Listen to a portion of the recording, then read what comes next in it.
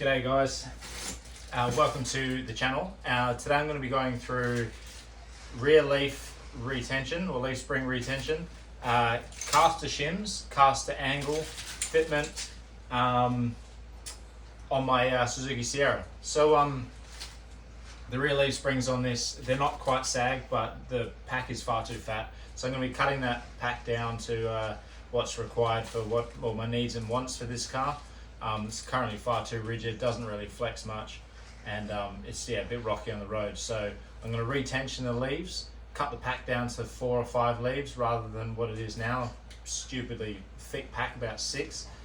Fix the caster angle because the drive shaft is a bit skewed with the transfer case, and the diff pinion angle is not fantastic either. So these caster shims, these are 3-degree caster shims from Superior Engineering. They do 2-degree ones as well. These, I reckon it'll be needing the 3 degrees. If 3 degrees is too much, I'll throw in the 2 degrees. But yeah, these are from Superior Engineering. Don't expect them to be cheap because nothing is cheap from them. So yeah, you can get these from Low Range Off-Road if you're American. But yeah, being here in Australia, it's easiest just to get them from Superior Engineering. So yeah, I'm going to take the leaf spring, the whole pack out on both sides. I'm not going to cover that today because if you can't take out a leaf spring, this job is not for you, because it gets a lot harder than that.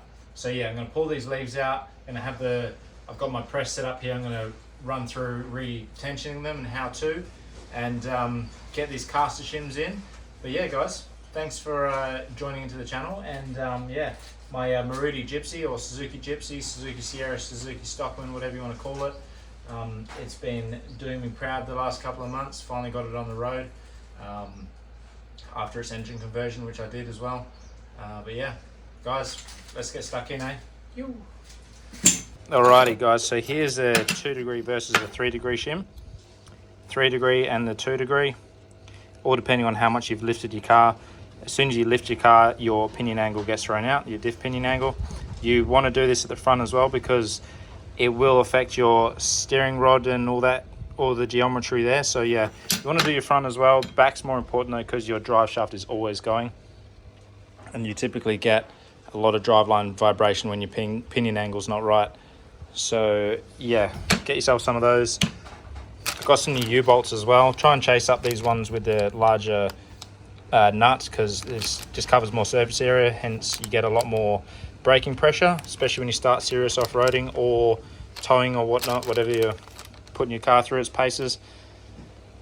So I've got the car jacked up here on the chassis rather than the diff because you want your diff to drop and whatnot. Put some safety tires there too. Your diff pinion angle is what we're fixing today. I'm going to put a photo up right now. So we're aiming for number 2, output of the transfer case and input to the rear diff. And the caster shim goes in between the leaf pack and the diff perch, this perch here. Once I've got everything settled, I know it's the right pinion angle, I will stitch the caster shim in. You don't have to do this, but I do because it's going to live there forever anyway, so you might as well just put it in, weld it up, if you've got your angle correct. So yeah, I do stitch it. You don't have to do that, but it works. Try and find the dodgiest thing you can to keep your car suspended. Always works. And got the wheel bearing press here, which I'm going to be using today to retension the leaf springs. Thank you, Rob from Dunlop Mandurah, my best mate.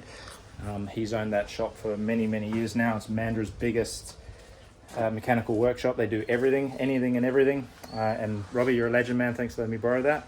But yeah, hit him up, tires, everything. They got it all. So yeah, gonna get these leaf springs ripped out. Handy little trick. I know I said I wasn't going to mention pulling the leaves out, but a handy trick. I've obviously got this hanging now. I can play with it whatever I like. I like to get a luggage strap, wrap it around the diff up through the chassis, so the diff is just hanging. Once these leaves are out, the diff doesn't just drop on the floor. The diff will be hanging on the luggage straps, and that way I can pull out, I can drop these bolts here, pull that plate off, have the leaf out in a matter of no time. But yeah, let's get it done. Yeah, once again, don't forget your little tires just to give you some breathing room if all else fails. Alrighty, as you can see now, the leaf spring has been dropped. The diff is still hanging. Perches are off, everything like that. Diff angle, pinion angle's hideous, man. Nah. So yeah, we are good to go. Get this leaf off, split it, rebuild it, get it back in. Alrighty, so what you want to go ahead and do is, what I like to do is mark the chalk of the before, split your packs, and we're going to retension leaf by leaf. First of all, I'm going to build a pack that I'm happy with. What I don't like about these leaves is that the second leaf doesn't carry on to about here.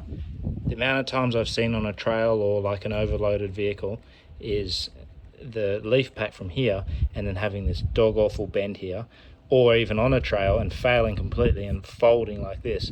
So what I like to do is make a custom pack that comes to about here. I've got leaf springs kicking around, so I'm going to make my own custom leaf to fit here, like to the ends. Like the same deal there and same the other end. It's good practice to replace your shackle bushes whilst you're at it. These are fairly new, so I'm going to leave them. So just give them some new grease. But yeah, let's get these taut. Like I said earlier, these don't need much, so I'm not going to put a lot into them, but I'll teach you guys a practice in case you need more. Alright, so this donor pack I've had sitting around is a prime example of what I mean. This sits inside there, and there's no weak point. You've just got 2 leaves all the way up to the end. So I'm not going to be doing that loop. I'm just going to be cutting it here, sniping it, and then having it carry on till here. So yeah, it's always good to have a spare parts. It's always handy. Alrighty guys, so what I've done here, I've marked out 50mm spacings where I'm going to hit it with a press. I don't usually hit this piece here with the press, and I'll probably leave the last 100mm thereabouts. You don't have to mark it. I've just done this to show you guys what I'm going to be doing. So we're going to throw this in here. I'm going to start wherever you like, really. And we're going to line it up with the first one there, see? And I'm going to get the pressure, and then give it 2 solid pumps. So this, like I said before, this doesn't need that much. They're not sagged or anything, so I'm probably just going to run through and just give this whole one big punch on every mark.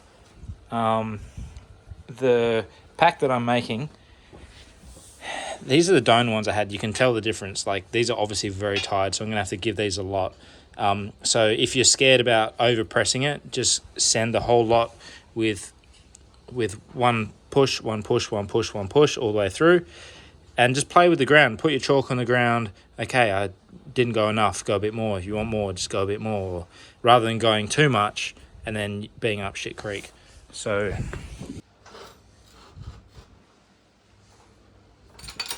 get it to pressure. There's pressure there. We're going to give it 1 full sweep, and then undo, go to the next marking point.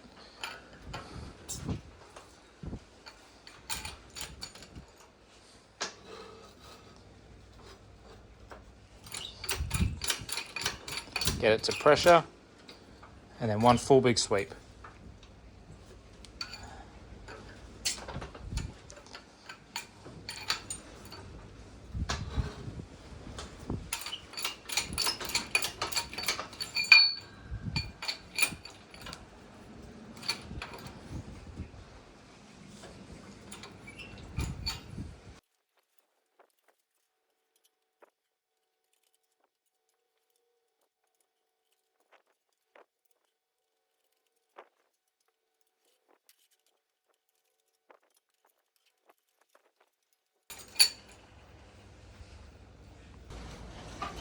Alrighty, once you've done the painful process of pressing every single leaf, you might get a bit of inconsistency like this. So what you could do is just mark it, say, from like here to here, and just give this section a couple more squeezes in the press. You might get this as well, but that'll settle for sure. I can do that by hand. Imagine the whole vehicle's rear end on that. But yeah, remember to refer to your before and afters. So yeah, we've got a fair bit out of this.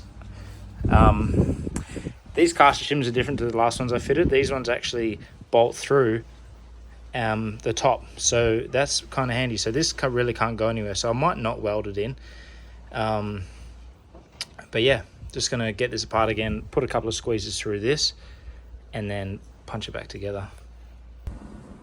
Alrighty, so got the leaf springs back in, the caster shims are in as well. Nice U-bolts too. I'm going to trim off the excess here. What you want to do, a hot tip, after a couple of 100 Ks or 1,000 Ks, nip these back up again, because the leaf pack will settle, everything will settle in its place. So yeah, just check these, nip them back up again if they need it. So yeah, the caster angle's in. Obviously the car is still hanging off the chassis, no weight on the diffs yet. So caster angle, you basically want this flange on the same angle as that flange, just like the diagram. So yeah, we'll see where this sits once it's back on its wheels, not the chassis, back on the floor, back on the ground, settled. Hopefully the caster angle's good. Anyway, it'll be better than it was anyway, so we'll see. Alrighty legends, everything's back together. This was the danger zone in between 70 and 80. I had a lot of driveline vibration. So it's all sorted now, no vibration. This is 93 degrees, that was on the transfer case, and basically 92 on the diff. So pinion angle absolutely spot on. Alrighty guys, caster angle is set and sitting pretty good. Only like a degree and a bit out, which is pretty good. The vibration has stopped. But yeah, happy as. It's sitting quite level now too. Alrighty, so chuffed as that the driveline vibration is gone. Guys, I hope this video helps. Make sure you like and subscribe to this channel. Lots of Suzuki content, and this is also a happy shackle angle that you want. Not too steep, not too straight up either. So yeah guys, thanks for tuning in once again. Take care out there.